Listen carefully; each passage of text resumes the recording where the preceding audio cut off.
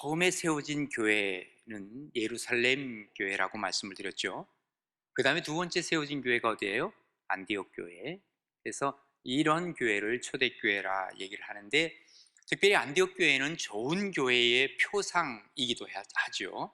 그래서 안디옥 교회가 정말 좋은 교회인 이유는 첫 번째 뭐라 그랬어요? 말씀을 근거로 해서 말씀을 통해서 흥왕하는 교회였다 그랬어요. 그리고 나서 이 교회는 준비된 교회라 그랬죠. 많은 지도자들을 거기서 만들어냈는데 그 중에 아주 걸출한 5명의 지도자를 소개를 했습니다. 그리고 나서 자기들 안에만 있는 것이 아니라 이제는 어떻게 해요? 이게 담을 넘어서 세상 속으로 들어가는 교회였다라는 것을 말씀을 드리면서 정말 이 교회는 좋은 교회였다라는 것을 말씀드립니다. 이제 오늘 본문을 이어서 바로 세상 속으로 들어가는 교회, 그런데 세상 속으로 보내진 사람들이 과연 어떤 모습으로 서는가 하는 것을 우리가 보면서 은혜를 나누려고 합니다. 오늘 본문 4절에서부터 5절까지 보시면 우리 한번 좀 같이 읽어볼까요? 두 사람이 성령의 보내심을 받아 실루기아에 내려가 거기서 배 타고 구브로에 가서 살라미에 이르러 하나님의 말씀을 유대인의 여러 회당에서 전할새 요한을 수행원으로 두었더라. 아멘. 지금 안디옥 교회에서 선교사를 파송하는데 바나바와 그리고 사울 그리고 마가라고 하는 요한, 이 세 사람이 같이 동역자로 어디를 갑니까? 구브로라고 하는 섬으로 가죠. 그리고 거기서 복음을 전하는 내용을 오늘 여기서 보여주고 있습니다. 하나님께서는 여기 바나바, 사울 그리고 마가라고 하는 사람을 동역자로 붙여주셨다는 거예요. 하나님은 어떤 일을 하든지 간에 혼자 하는 것이 아니라 누군가 동역자를 세우기를 원하고 계시죠. 모세를 하나님이 쓰실 때 그냥 그를 보내지 아니하고 아론을 보냈죠. 그리고 훌을 보냈죠. 그리고 여호수아를 보냈죠. 그리고 갈렙을 보냈죠. 함께 동역하라는 거예요. 엘리야를 하나님이 쓰시려고 했을 때 엘리사라고 하는 사람을 보내어서 동역하라고 했고, 다니엘을 하나님을 보냈을 때 사드락과 메삭과 아벳느고라고 하는 사람을 함께 보내서 그 일을 하라고 하나님은 그렇게 동역자를 주셨죠. 또 예수님도 마찬가지예요. 혼자 일하지 아니하시고 12 제자를 불러서 함께 일하셨다는 사실을 우리에게 보여주고 있죠. 그러면서 예수님 하신 말씀이 있어요. 두세 사람이 내 이름으로 모인 곳에 내가 너희와 함께 하겠다. 그러니까 함께 모이는 두세 사람은 누굴까요? 동역자예요. 그런 사람이 함께 있을 때 하나님 그곳에 함께 하셔서 하나님의 역사를 이루시겠다는 것을 말씀해 주고 있습니다. 이유가 있어요. 전도서 4장 9절에 보면 이렇게 기록을 하고 있습니다. 두 사람이 한 사람보다 낫대요. 그들이 수고함으로 좋은 상을 얻을 것임이라. 혹시 그들이 넘어지면 하나가 그 동물을 붙들어 일으키려니와 홀로 있어 넘어지면 붙들어 일으킬 자가 없는 자에게는 화가 있을 것이다. 이렇게 말씀하시면서 또 두 사람이 함께 누우면 따뜻하거니와 한 사람이면 어찌 따뜻하랴. 한 사람이면 패하겠거니와 두 사람이면 맞설 수 있나니 세 겹줄은 쉽게 끊어지지 아니하느니라 그랬습니다. 여기 지금 두 사람은 뭐예요? 동역자를 얘기를 해요. 세 사람도 역시 동역자를 얘기해요. 이 동역자가 함께 있을 때 힘이 난다는 것이죠. 그래서 선교사를 파송할 때는 반드시 선교하기 위해서 파송된 선교사가 있는 반면에 선교사를 파송하는 교회가 있어요. 그래서 선교사를 파송하는 교회와 보냄을 받은 사람 다 동역하는 거예요. 그래서 우리 교회에서 8가정을 선교사로 파송했는데 이 선교사들을 위해서 매일매일 기도하는 이유가 뭐냐 하면 바로 그들이 우리의 동역자이기 때문에 그렇다 하는 거예요. 사마리아 선교를 했던 빌립이라고 하는 사람이 있죠. 근데 이 빌립이 저 가사로 내려가라 그랬어요. 거기서 사람을 만나게 될 건데 바로 에티오피아의 그 여왕 간다게라고 하는 사람의 그 국고를 맡은 내시를 만나게 될 거라 그랬죠. 그 만났어요. 복음을 전했어요. 그런데요, 그 빌립이 그렇다고 해서 선교사가 되는 건 아니에요. 왜 그럴까요? 파송한 곳이 없어요. 동역한 사람이 없을 때는 선교사라고 불리지 아니한다 하는 얘기예요. 함께 동역할 때 그 사람은 선교사가 될 수 있다는 것이죠. 그래서 동역자라고 하는 사람은 바로 합력하는 사람이에요. 그래서 성경이 뭐라 그래요? 우리가 합력하여 선을 이룬다는 거예요. 이게 바로 동역이에요. 그럼 세상 사람들은 어떻게 하느냐? 세상 사람들은 합력이라고 하는 말을 주로 안 쓰고 뭘 많이 쓰죠? 협력이라는 말을 쓴다 그랬어요. 협력이라고 하는 말은 뭐냐면 비슷한 힘을 가지고 같은 힘을 가지고 있는 사람들이 서로 돕는 거예요. 그래서 동업하는 거예요. 그래서 힘이 있는 사람과 힘이 없는 사람이 같이 할 때는 합력이고, 힘이 비슷한 대등할 때는 협력이라는 단어를 쓴다는 것을 말씀드린 기억이 있어요. 그래서 사실은 세상적인 동업을 하는 사람, 협력하는 사람들은 뭔가 힘이 균형이 좀 깨지기 시작하면 서로의 관계 속에서 주종 관계가 되든지 아니면 갑을 관계가 되는 것이죠. 우리 기독교인들은요, 하나님의 일을 할 때는 절대로 어느 누구도 갑을 관계나 혹시 이런 주종 관계로 서지는 않습니다. 왜냐하면 합력하기 때문에 그래요. 아무리 조그마한 1%를 하고 저 사람이 99%를 한다 할지라도 절대로 주종 관계로 쓰는 게 아니에요. 우리 하나님께서 어쩌면 하나님의 속성 자체가 이런 동역의 정신을 갖고 있습니다. 그래서 성부 하나님, 성자 예수 그리스도, 성령 하나님은 삼위일체 하나님이시죠. 그래서 어떤 때는 이 성부 하나님이 거의 모든 일을 하세요. 그리고 어떤 때는 성령 하나님께서 일을 하시는 것 같고, 어떤 때는 예수 그리스도 성자 하나님이 하세요. 그런데 다 같이 일을 도왔기 때문에 이건 바로 동역의 의미를 우리에게 보여주고 있는 것이다, 이렇게 말씀드릴 수 있죠. 그래서 하나님의 일은 결과보다는 과정이 중요합니다. 과정 속에서 성령이 역사하시는 것을 경험하고 함께 기뻐하며 힘을 함께 보태는 거예요. 그래서 교회에서는 정말 중요한 것이 뭐냐 하면 성도의 교제라는 것이 중요한 것입니다. 그래서 사도신경에 뭐라고 우리가 고백을 하냐면 성도가 교제하는 것을 우리가 믿는다라고 고백하는 이유가 그런 것입니다. 그런데 성경에 보면 예를 들면 빌립보 교회가 하나 있습니다. 이 빌립보 교회는 사도 바울이 그 빌립보 지역에 갔을 때 자주장사라 그러죠. 옷감에다 물들이는 그 장사 루디아를 만나게 되죠. 그래서 거기서 그와 동역을 하면서 빌립보 교회가 설립이 되었습니다. 그래서 아름답게 이 교회가 잘 성장을 하고 있는 중에 사도 바울이 얘기를 좀 들었더니 빌립보 교회가 문제가 생겼다는 거예요. 왜냐하면 서로 동역자들 사이의 관계가 안 좋은 거예요.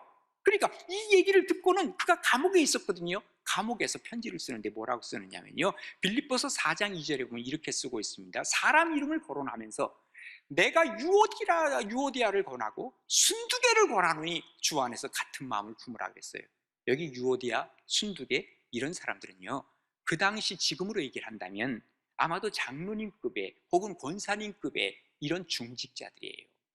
그런데 이 사람들이 티격태격하면서 이 동역의 정신을 잃어버린 거예요. 그러니까 너희들 같은 마음을 품으라. 그리고 계속해서 5절에 보면 뭐라고 기록을 하냐면 너희 관용을 모든 사람에게 알게 하라. 주께서 가까우시니라 그랬어요. 그 관용을 베풀고 서로 마음을 트고 그리고 서로 받아들일 이런 마음을 갖고 살아. 왜? 이유는 뭐예요? 이유는 분명합니다. 주께서 가까우시니라. 다시 말해서 천국 갈 날이 가까웠다 그 말이에요. 주님 만날 날이 다가왔다 그 말이에요. 죽을 날이 멀지 않았다. 그렇기 때문에 어떻게 하라고요? 관용을 모든 사람들에게 알게 하라라고 얘기하고 있는 거예요. 생각해 보세요. 죽을 사람이요, 예? 특별히 그리스도인이 죽어갈 때 뭐라고 얘기해야 될 것 같아요?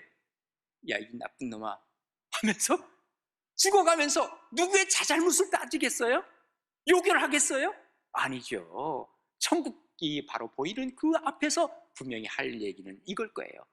고맙다, 감사한다, 수고했다. 혹시 누가 뭐 잘못했다면 내가 용서하마. 그게 당연하죠. 왜? 천국이 지금 바라보이는데. 그렇지 않겠냐 그 말이에요.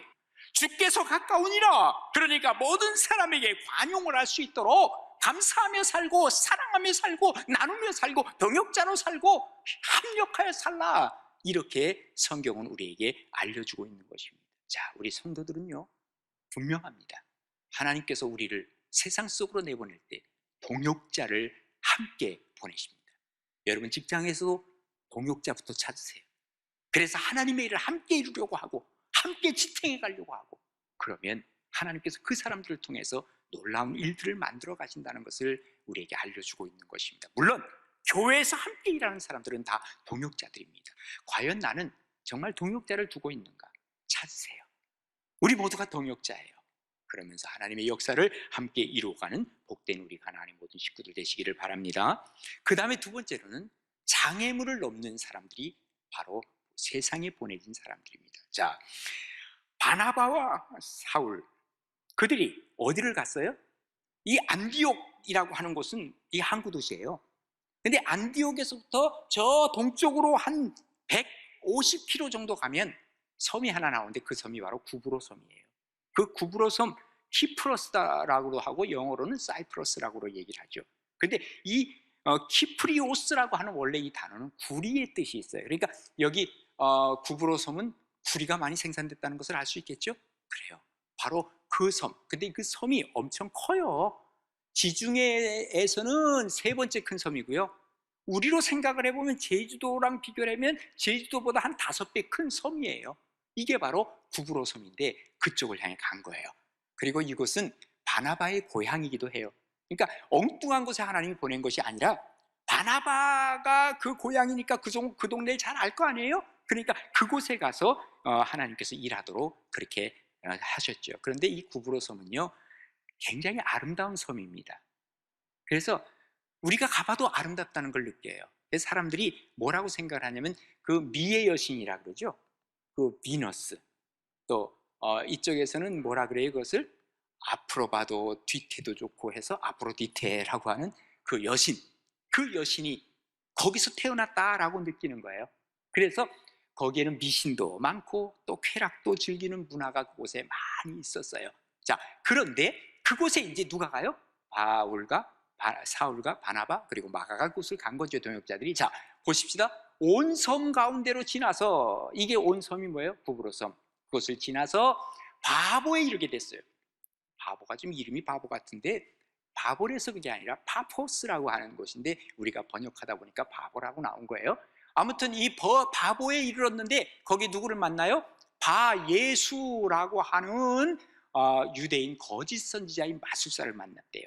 그러니까 바예수, 예수라는 이름까지 있는데 사실은 바예수, 이것은 거짓 선지자 유대인이에요. 그리고 그 다음 절에 보면 뭐라고 나오냐면 바로 그곳에 그가 총독 서기오 바울과 함께 있었다 그랬죠. 그러니까 서기오 바울이 여기 바예수를 보호하고 그리고 자기가 옆에 두었던 그런 그 거짓 선지자죠. 그런데 여기 서기오 바울은요, 지혜 있는 사람이래요. 그래서 바나바와 사울을 불러서 하나님의 말씀을 듣고자 했다 그랬어요. 자, 복음을 전할 기회가 온 거예요, 안 온 거예요? 기회가 왔죠. 와, 하나님이 이렇게 복음을 전할 만 절호의 찬스를 주셨다. 충분히 그렇게 생각할 수 있죠? 맞아요. 이런 기회가 왔어요. 그냥 전하기만 하면 될 것 같아.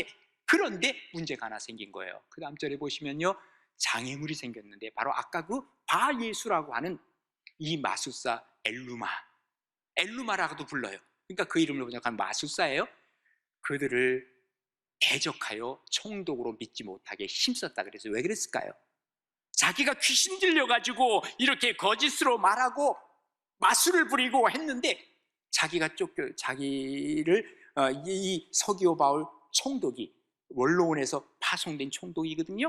그가 예수를 믿게 되면 자기는 쫓겨날 거 뻔히 알잖아요. 그러니까 지금 방해를 하는 거예요.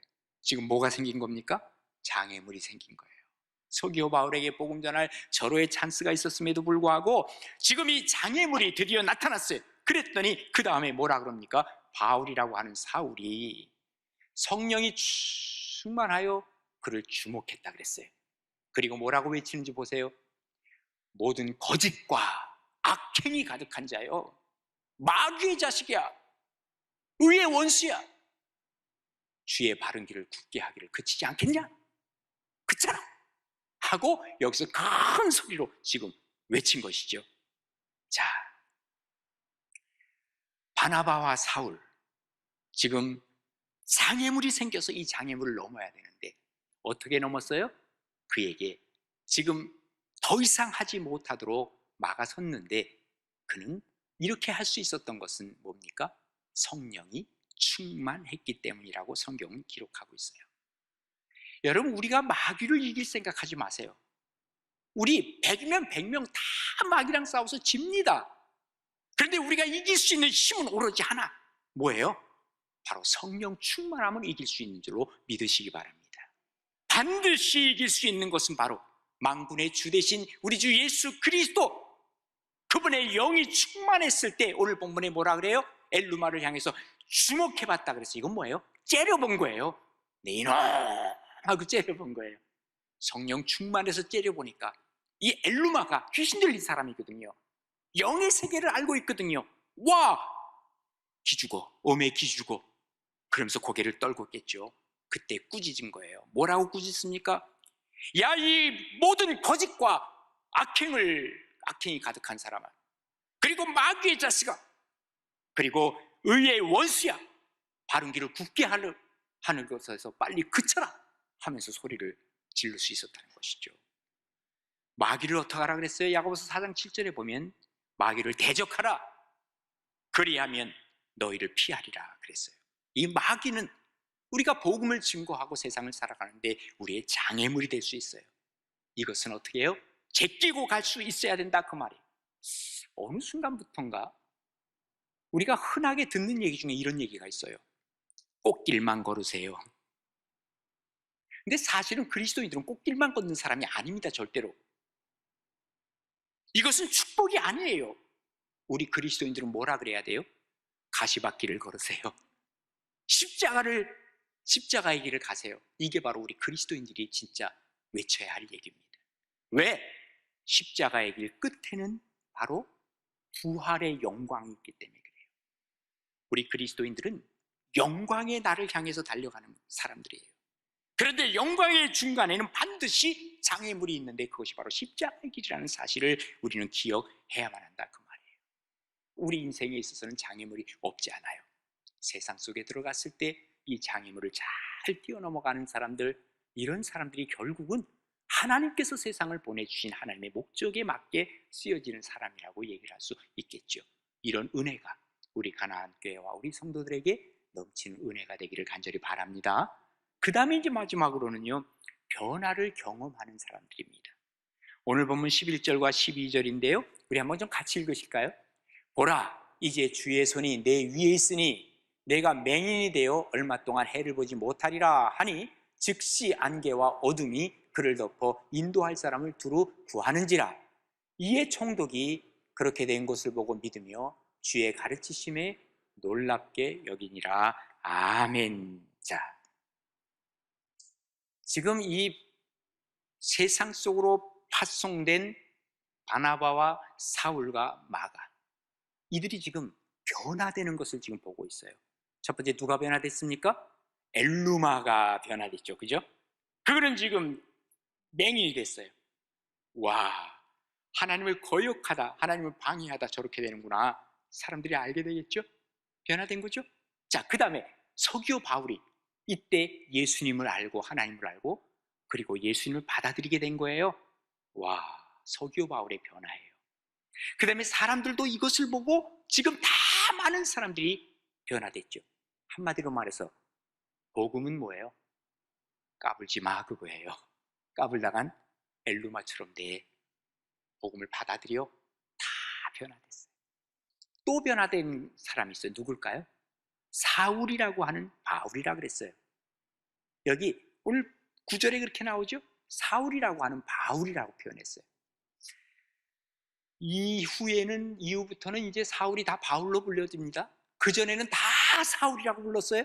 언제부터 불리게 되냐? 지금부터 불리는 거예요.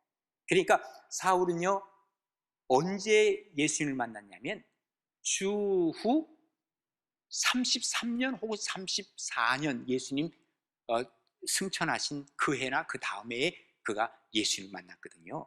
근데 만나고 나서도 바울이 아니에요. 그때 계속 사울 불렀어요. 언제까지? 한 13년 동안 그렇게 불렀어요.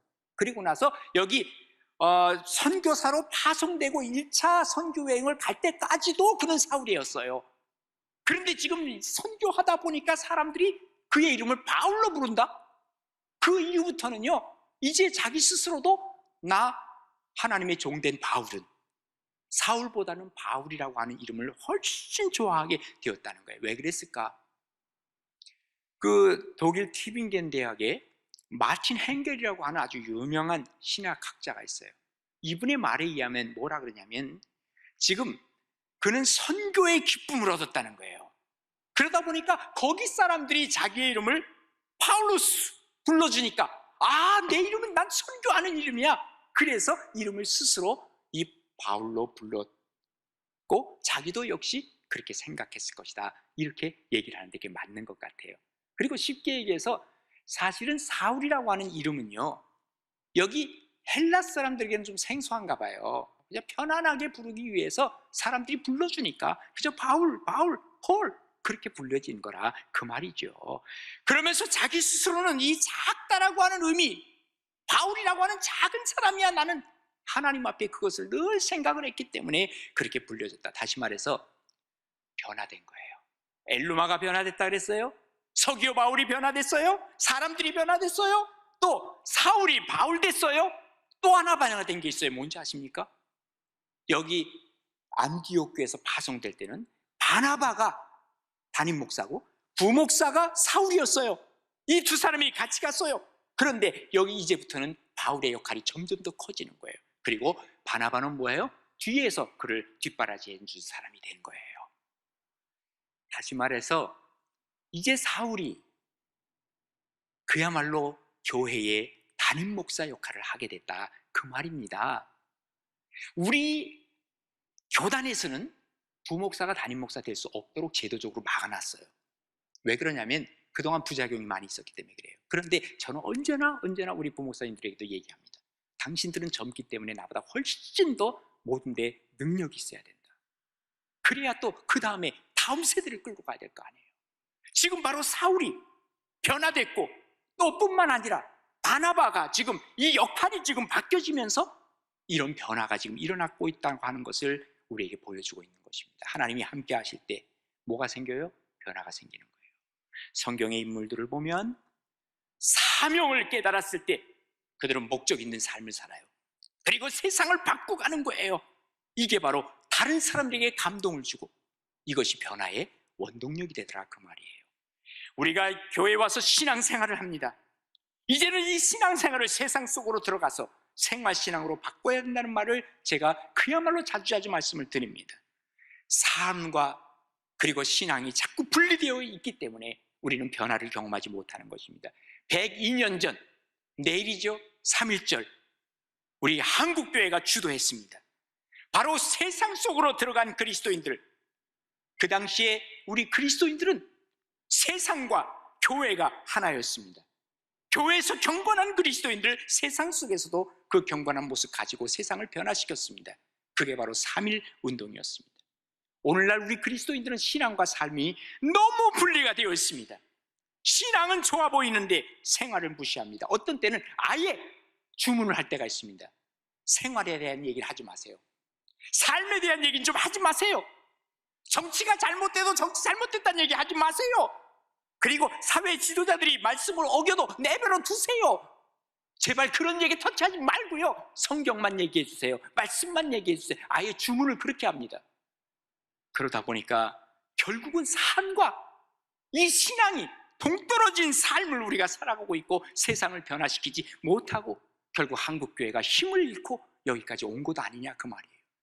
예전에 우리 신앙의 선배들은 그렇지 않았습니다. 정치가 잘못되고 있으면 잘못됐다고 외칩니다.